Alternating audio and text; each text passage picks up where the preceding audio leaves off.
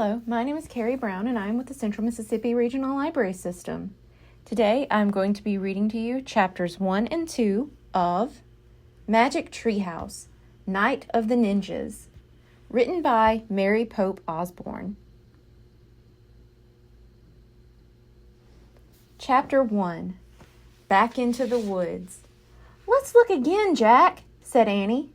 Jack and Annie were walking home from the library. The path went right by the Frog Creek woods. Jack sighed. "We looked this morning," he said. "We looked the day before and the day before that." "Then you don't have to come," said Annie. "I'll go look by myself." She took off into the woods.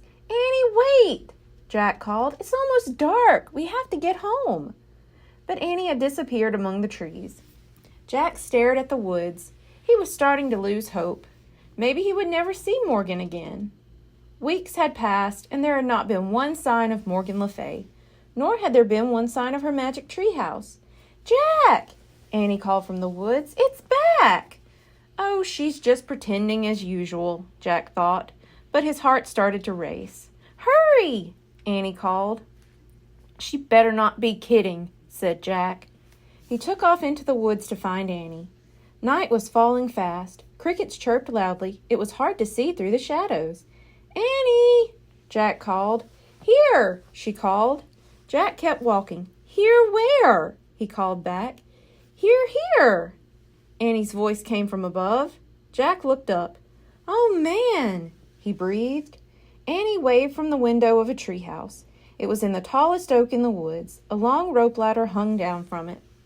The magic treehouse was back. "Come on up!" Annie shouted. Jack ran to the rope ladder. He started climbing. He climbed and climbed and climbed. As he climbed, he looked out over the woods. High above the treetops, it was still light. At last, Jack pulled himself into the treehouse.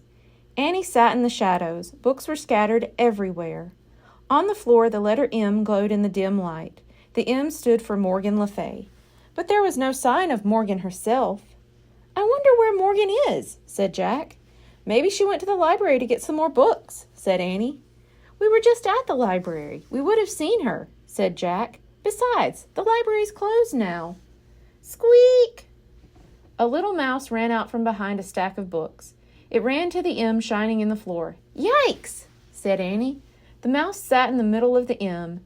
It looked up at Jack and Annie. "Oh, it's so cute," Annie said. Jack had to admit the mouse was cute. It had brown and white fur and big dark eyes. Annie slowly reached out her hand. The mouse didn't move. Annie patted its tiny head. "Hi, Peanut," she said. "Can I call you Peanut?" "Oh, brother," said Jack. "Do you know where Morgan is?" Annie asked the mouse. Squeak! "You're nuts, Annie," said Jack. "Just because the mouse is in the treehouse doesn't mean it's magic. It's a plain old mouse that crawled in, that's all."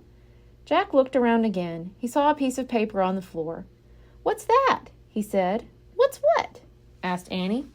Jack went over and picked up the paper. There was writing on it. "Oh, man," whispered Jack after he read the words. "What is it?" said Annie. "A note," said Jack. "It must be from Morgan. I think she's in big trouble." Chapter 2, The Open Book. Jack showed Annie the piece of paper. It said, "Help me, under a spell. Find 4 thin." "Oh, no," said Annie. "We have to help her." "But what's a thin?" "Maybe she was trying to write things," said Jack. "See how the N sort of runs off the page?" "Maybe the spell was starting to make her disappear or something," said Annie. "Right," said Jack. "I wonder if she left any other clues." He glanced around the treehouse. "Look!" Annie pointed at a book in the corner. "That's the only open book," she said. Jack looked around again. Annie was right. He felt a shiver go down his spine. Jack went over to the book and picked it up. He held it near the window. Light from the setting sun was golden on the page. Jack stared at the picture on it. In the picture were trees with white flowers. The trees were on the side of a mountain, near a wide, rushing stream. 2 people were also in the picture. They wore dark clothes. They had black scarves over their faces and long swords strapped to their backs. "Oh, man," whispered Jack. "Who are they?" Annie asked. Ninjas, I think. Ninjas? Really? Said Annie. Morgan must have left the book open to this page for a reason, said Jack. Maybe that's where she was when the spell got her, Annie said. Or maybe that's where the 4 things are, said Jack. Let's go, said Annie. Now? Said Jack. Yes, Morgan's in trouble. She needs us now, said Annie. But we should read this book first, said Jack, so we'll be prepared. Forget it, said Annie. Every minute counts. She grabbed the book from Jack. Give it back, he said. We have to find out about this place. Annie held the book out of reach. We'll find out when we get there, she said. We don't even know where there is, Jack said.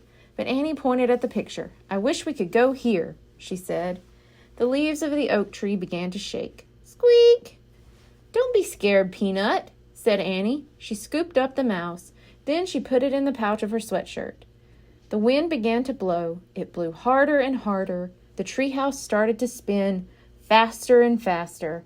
Jack squeezed his eyes shut. Then everything was still, absolutely still, except for the sound of rushing water. Thank you. Be sure to tune in next week for chapters 3 and 4. Goodbye.